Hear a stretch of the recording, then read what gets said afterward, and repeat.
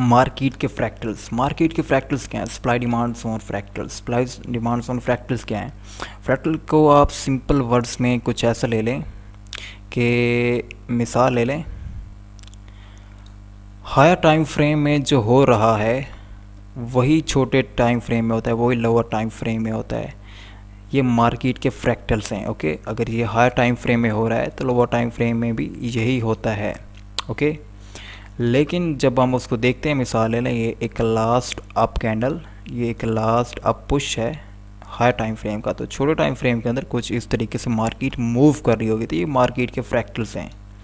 Same supply demand के fractals क्या हैं कि अगर हायर टाइम फ्रेम के अंदर आपके पास कुछ इस तरीके से आपको नज़र आ रहा है, मिसाल ले लें H4 के अंदर, ये H1 के अंदर आपको कुछ इस तरीके से चीज़ नज़र आ रही है कि ये कैंडल नीचे आई, एक उसने विक बनाई, थोड़ी सी ऊपर चली गई, फिर अगली कैंडल स्टार्ट हुई, वो थोड़ी सी ऊपर गई, विक बनाई और नीचे आ गई। तो ये भी अपने आप में एक सप्लाई डिमांड जोन होते हैं। सम टाइम इसे लोग हिडन सप्लाई डिमांड जोन कहते हैं। लेकिन ये लोअर टाइम फ्रेम के अंदर कुछ इस तरीके से नज़र आते हैं, इनसाइड बार।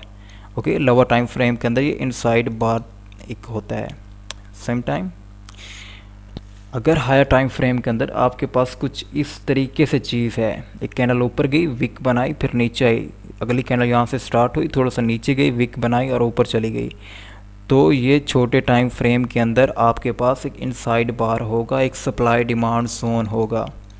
तो आपको अगर हायर टाइम फ्रेम में आपके पास कुछ इस तरीके से है तो आपको ऑलरेडी आइडिया होना चाहिए कि लोअर टाइम फ्रेम के अंदर वो कुछ ऐसा होगा।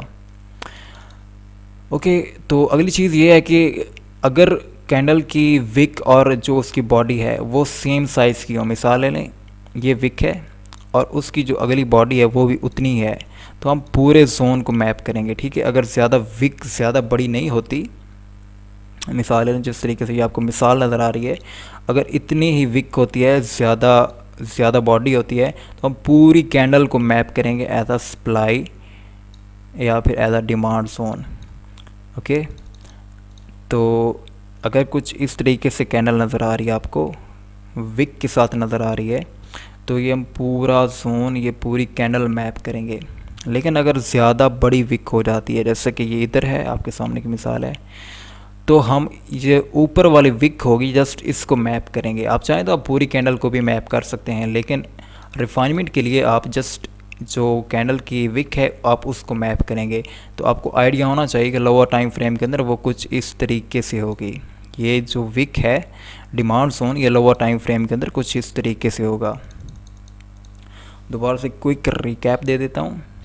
हायर टाइम फ्रेम में अगर आपको कुछ इस तरीके से नज़र आता है तो लोअर टाइम फ्रेम में वो एक इनसाइड बार होगा, कुछ इस तरीके से होगा, जो कि हमारे कंटिन्यूशन पैटर्न होते हैं। ये drop base drop, rally base rally, तो ये भी हम इंशाल्लाह आगे पढ़ेंगे, कंटिन्यूशन और रिवर्सल पैटर्न्स। तो अगर आपको हाई टाइम फ्रेम में कुछ इस तरीके से नज़र आता है तो लोअर टाइम फ्रेम में वो कुछ ऐसा होगा। सेम अगर कैंडल की जो विक है वो थोड़ी है, ज़्यादा बड़ी विक नहीं है, तो आप कैंडल की बॉडी और विक को ही कंसीडर करेंगे as a supply demand zone. अगर विक ज़्यादा बड़ी हो जाती है तो आपको आइडिया होना चाहिए कि वो विक ऑलरेडी एक कैंडल है लोअर टाइम फ्रेम के अंदर, तो आप जस्ट विक को एज अ सप्लाई या डिमांड जोन कंसीडर करेंगे।